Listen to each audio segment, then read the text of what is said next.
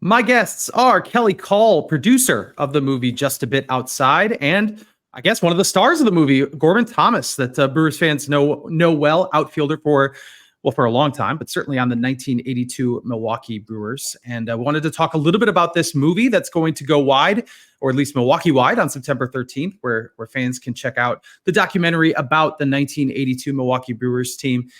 Kelly, I will start with you because I know you have a long history in entertainment. You are from Wisconsin, so I can draw the conclusion as to why this was an important story for you to tell. But what made this particular team, this particular era, sort of a passion project for you, and also how did you get it done? Like I'm assuming some of your connections came into play there. Well, I think it started out just because, I was a teenager in '82 and, Brewers were my team. And, I think I kind of recognized the team for, what they were, which was this, it was kind of like they were Buccaneers, they were Pirates, they were free spirits. And, I loved them. And, without getting gushy, my favorite guy was Gorman Thomas. And, so I'm playing high school baseball. I'm wearing my stirrups like Gorman does. I'm taking big cuts at the plate like Gorman, and that was my team. And I don't know what we're 10, 12 years ago. I got a chance to play golf with Gorman, and I was damn excited about it and nervous, to be very honest. And we got out there and with as nervous as I was, within a hole or two, it felt like, old friends. And Gorman had a story for every hole, sometimes a couple stories for every hole. A lot of them involve, late nights in Detroit or Boston or Kansas City. And, then I had the kind of honor of playing with him a couple more times. And I guess over time, this, story after story, I said, there's something interesting here. These guys were able to go out. They had a unique chemistry, one. Two, they were able to kind of really go out in a way that teams can't do now. You can't roll 11 deep with your team into a bar, at midnight on the road anymore without people sticking cameras in your face. So, I talked to my buddy Sean Hanisch, who's the other producer and our director. He was also from Wisconsin. He was at a lot of the games in '82 because his family had season tickets, and we sat down, had a couple beers, and I said, I think there's something here. And we decided we would let's start talking to these guys if we can get a hold of them. And we started talking to everybody by phone first. We did kind of a phone interview and started taking notes. And the more we talked and the more we learned, the more we thought there was some, not only something here, but something new that people hadn't heard before. So, Gorman, I'm curious how the process unfolded on your end. If you were part of the equation here, calling former teammates, getting them involved, and kind of just the nuts and bolts of what it was to have these guys come to your home. I assume it was your home, and how how it all developed for you. Well, that's Kelly had it all right there. We crossed the line to get out on the field and beat whomever we were playing. And then after that, a bunch of guys go and we have a milkshake. How about that? But like Kelly said, that we kind of cut it together down at the Lake Geneva with the golf.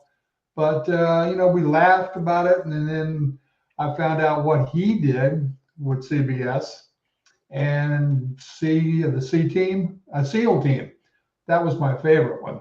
He says, I'll take care of it. I had hats, I had shirts, it was just funny. It was just funny. And it's been that long, and hopefully it'll be a long time yet. So he mentioned that Kelly mentioned that this is different, maybe adding something that we haven't seen before. What do you think that is, Gorman, based on, you've been part of a lot of 1982 fanfare, you've been welcomed back to the stadium a bunch of times. There've been a lot of retellings of this story. From what you know about this production, what do you feel like is the element that we maybe haven't seen before, or that you just think is a little bit of a different angle? Well, the real deal is that he sent it to me. I've seen the movie. I didn't see the trailer. I saw with my wife Susie. We watched the movie. It was absolutely awesome. I'm telling you, and I couldn't tell the guys or any other people, what it was, but I can tell you what it might come out to be. And picking on different people, if you don't talk to Kelly, I'm going to call your wife. Stayed out, had too many beers or whatever it was. But it was just wonderful. And to me, it's kind of like yesterday. I can, tell you what the lineup was, who was going to be the starter, who's going to be the middle guy, and who's going to, shut it down at the end of the game. But just the way we played, and God, some of the guys, I've known them for a long time because I started up here in 1973. Mm-hmm. And, it's these guys are just, they're like your brothers. We were in a situation like it is was in 82. We had to win the last game of the season to get into the playoffs. Then we had to win the last game against the Angels to get to the series. And then we got the seventh game. We had a lot of thought was going to happen because we knew how to don't get worried about it. Just go out there and do your job. But that last game in Baltimore, that one there, right there, Robin hits 2 home runs right away. And I took a home run away from Singleton, dead center right there in Memorial Stadium. But there were so many things. I've tried to write a book, a couple times, and lost it. But when Kelly put this on here, you want to try this? You betcha. Let's go. So that's what we did. Kelly, I imagine there are going to be Wisconsin fans who are wondering how this compares to, I guess, a normal documentary. I'll put that in air quotes.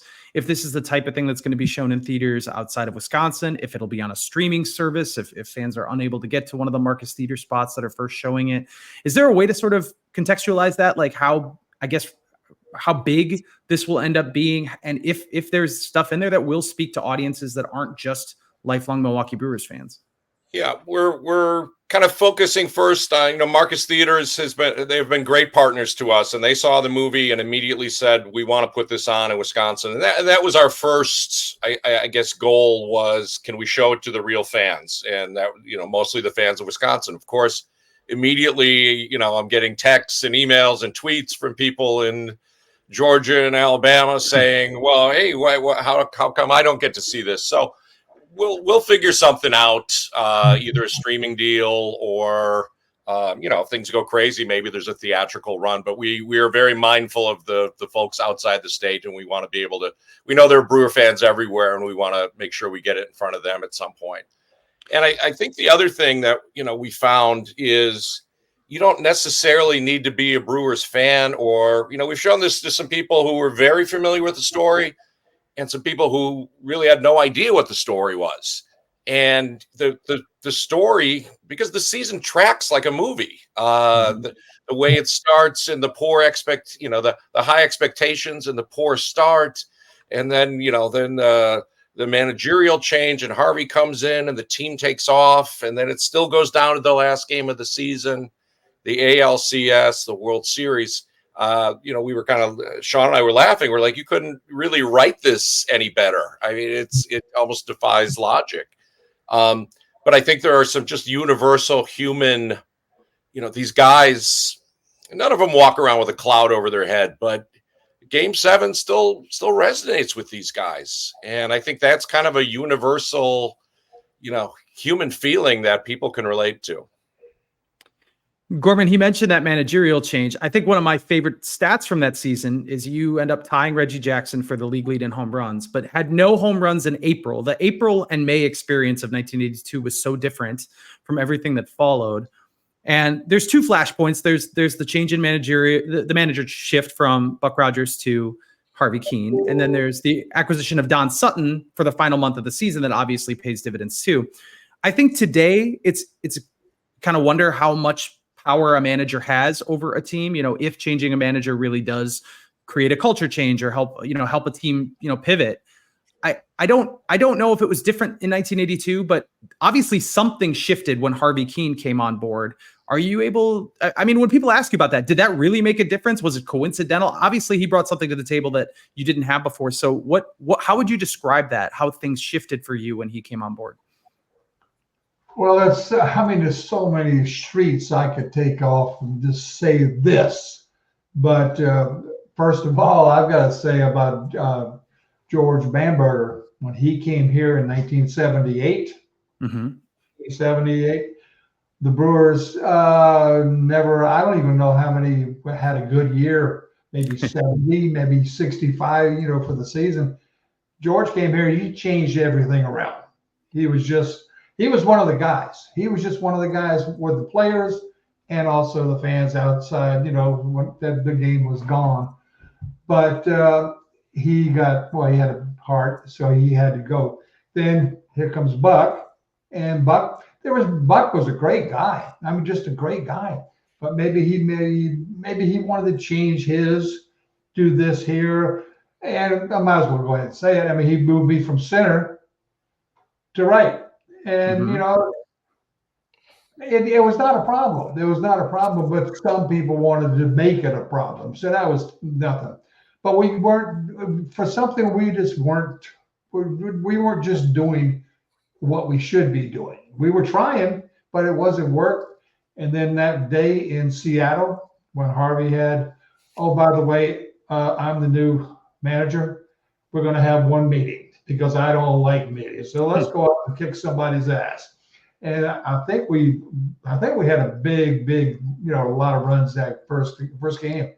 And then when Uncle Harvey, I mean, he was just one of us. I mean, he was one of us. And here we came. We were in sixth in the standings. And then all of a sudden, here we come. Here comes trouble. We'd go out, we'd kick people's butt, and we enjoyed it, and we wanted to do it every damn day. So that's what we did. So, I mean, he was just awesome. I cannot say, or I never would ever say anything about Buck. Buck was a good guy, a good ball player. It just happens. It just happens. JR, nobody in trying to tell the story, none of the players really were interested in having anything bad to say about Buck. And I think interestingly, he was probably almost more of a new school manager. Like he would be more of a manager today, I think. But the sense I certainly got was this team, just did not want the leash held tight on these guys. These were veteran players.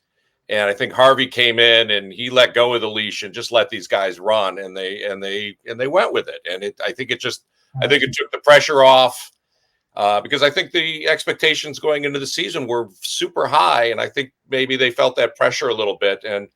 And Harvey just said, "Guys, go play," and they really, really responded. Absolutely. And Harvey is, you said he's kind of one of you guys. He has a bar in West Allis. He's such a folk hero kind of in Milwaukee. And I wonder for both of you guys, because I imagine part of this documentary is really showing how the city and the team interacted. And I don't think that's the type of thing you can get quite on that level today, because you said it earlier, cameras would be in their faces, their social media. Guys can't just go out and drink among the fans of Milwaukee. And I don't know if that's really what happened, Gorman, and you can sort of tell me what it was like being a Milwaukeean then. But it feels like, Gorman, and you've seen this evolve over time. It feels like you guys had an access and a sort of opportunity to be among the people of Milwaukee more than any player would today in pro sports. Does that sound right? Well, there's a lot of things that have changed in baseball right now. I mean, some of these new rules and stuff. The one that I don't like is the top of the 10th inning. Yes. Everything's guy on second base with nobody out. I mean, what is that all about? I mean, I hear that people, they want people to, make it happen faster. Wait a minute, you're going to the ballpark for one thing, to have a good time, see the game, good food. I mean, just relaxing and everything. But it's changed so much in that place. But the managers don't play. They put the lineup on the wall. This is who's playing. Boom, boom, boom, boom. We were fortunate from 78 to 82. We knew who was playing every day. Had pretty well, in the same slot on the lineup. But nowadays, I mean, it's always changing around. It's just changing around. But the players, have to produce. It can't be the manager. If he gets all the heat if they lose, but if they win, you don't know what's going to happen. I mean, look at our guy right now. I mean, what were they 20 over pride, or not pride, but 20 inches. I mean, whatever it is. But he was one guy. He was in college, and then he went other places and everything. Was as a coach and everything, and he knows all about baseball, and he lets his guys play, and that's great. He's having a great day, having a great year. Kelly, did you film a lot in Milwaukee? Oh, go ahead, Kelly. I was going to say, part of what we try to do with this movie is also, it was a team, but we also tried to contextualize the time a little bit. This is Milwaukee in 1982, and plants are closing, and Schlitz goes away, and my grandfather worked at Alice Chalmers. They shut down, and so here's this city that's really kind of down on its luck, and then along comes this team, which kind of lifts the spirit of everybody up, and then in addition, these are guys who are out in bars. You could see them out after games. They were kind of a team of the people. They would, walk through the parking lot and, from what we would hear, sometimes have a beer with the fans after the game. We heard this pretty regularly. So I think the city felt, in a different way than maybe now, that this was literally their team. Well, I'll tell you one thing. I showed up at the ballpark for a night game. I would probably get to the ballpark, somewhere around, around noon, 1 o'clock. People are coming in, they got everything set out, bring it out. I'd have burgers and stuff like that, and some Pepsi. I like Pepsi. So I would have that, and it was awesome. And then after the game was over, you might have something else, something off of the ice. But it was just being around the fans we had, because we started playing. It's like I said, 78. So I mean, the fans were there; they were great, blah blah blah, and the people out in the center. If I did something that I didn't do at the time at bat, and I was out there yelling at myself, the people out there in the center, they start cheering, "Go, Gorman, do it next time, go, boom, boom, boom." And I started laughing about it, and it was nice. It was nice. So, I don't think you could ever have a better place to play. Kelly, as you put this story together, there's so many moments that I feel like made this so special. We've talked about the change in manager and the team sort of shifting. There is that last game in Baltimore where things could have gone all the way south, that final series against the Orioles. There's Cecil Cooper's hit. Is there a sliding doors moment that you kind of stumbled upon or came upon that you thought, wow, like if this really could have gone a different direction if this had happened, or because this happened, things went right for them? Was there something that really struck you that maybe you weren't even aware of going into it? There were a couple things in the World Series that I think, a couple games that could have, a couple plays that could have turned things a different way. Game 2 with the game tied in the 8th. Pete Ladd throws a beautiful pitch on the outside corner, which should have been the third out of the inning. Instead, it's called a ball, and gentleman gets a walk, and it unnerved Pete Ladd a little bit, and then he walked the next guy in and gave them the go ahead run, and that's a game that I think Gorman will say everybody thought if we could have got to the 9th tied, we would have had a good shot, and then. Game 7, it's very loud, and Lonnie Smith is up, and Vuk's pitching, and Robin and Paul had little signs back and forth. A whistle, Robin would look for the sign and then relay it to Paul. inside fastball, outside, slider, what have you. And they said in this one play, it was so loud that Paul did not kind of catch the little whistle or the chirp from Robin, and as a result, he did not take the step he normally would have taken toward the line. And then Lonnie Smith rips one down the line, that far outside his glove. If he's there and catches it, inning over. But ended up being a double down the line, and then that's how the Cardinals eventually got ahead. So they're just these little moments, little things, and I think that was the for Sean and I, that was the interesting thing to find out. We knew about these moments, but we didn't know kind of the impact they really had. How about from your perspective, Gorman? I don't know how often you think of that call by Bill Haller behind home plate. Lonnie Smith thought he was out on that strike three. I think it was Lonnie Smith who was batting at that point. Anything else jump to mind for you? Well, I think it was I thought it was Hendricks. He was the one who, I think it was one ball, 2 strikes. Pete, like you said, it was a strike. It was a strike. Umpire called it a ball. Next pitch, he swung, hit it off the end of the bat. Just kind of just finding a hole between first and second. And that was it, because at that time, not sure exactly what how the runs were, but that was it. That would have been it right there. So, it was sad. It was, and I might as well say it. I mean, I made the last out. All right. I think I fouled off 5 or 6 pitches off of Suter. He was in the top 3 in baseball at that point in time. And then I chased the high fastball.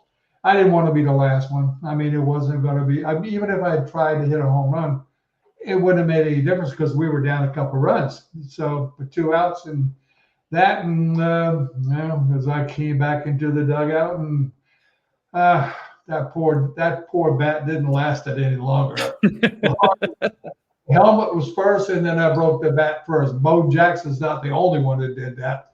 So, but I mean, it was such a wonderful, wonderful thing. I mean, the way we had to do to get to where we were at the end, and then after it was all over, Mr. Seelig, he says, oh, by the way, everybody needs to be downtown tomorrow morning, whatever the time was. And we got inside the building, and all these old, I mean, really, really nice cars. And I could tell you 100 stories right there with me and Book on it. Oh my Lord. But over 1 million people were there. I mean, that just shows you where the people are. So yeah, we enjoy playing for them. As getting close to the end here, Gorman, what are you doing now? I know you are at the ballpark a lot. Are you living in the area? I don't know. I see the South Carolina copper behind you. What are you up to these days? Well, my wife and I, we have a barbecue sauce. It's called Stormin sauce. Okay. I played golf. I was, well, actually I was on a tour for 20 years.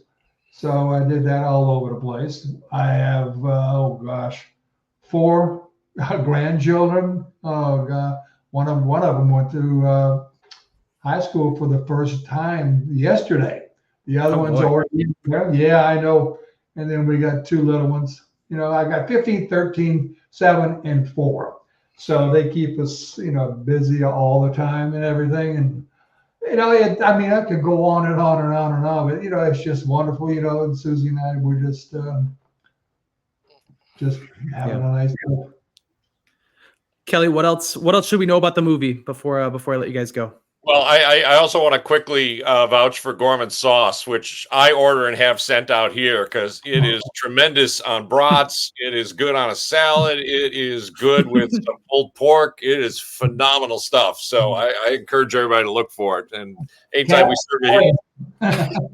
serve it here, people are like, "What is this? This is phenomenal." But anyway, our movie is called Just a Bit Outside. It's coming to the Marcus Theaters on September 13th. Not just most of the Milwaukee area Marcus theaters, but also Racine, Madison, Oshkosh, Appleton, Green Bay, and Sheboygan, I think. So Great. I think it packs a punch, and I know anybody who'll go who has memories of that 82 team will walk out with a smile on their face. All right, he's producer Kelly Kahl, Brewers legend Gorman Thomas as well. Hopefully you get a chance to catch Just a Bit Outside. Thank you for joining us, guys. Really appreciate it. Thank you. Thanks, JR.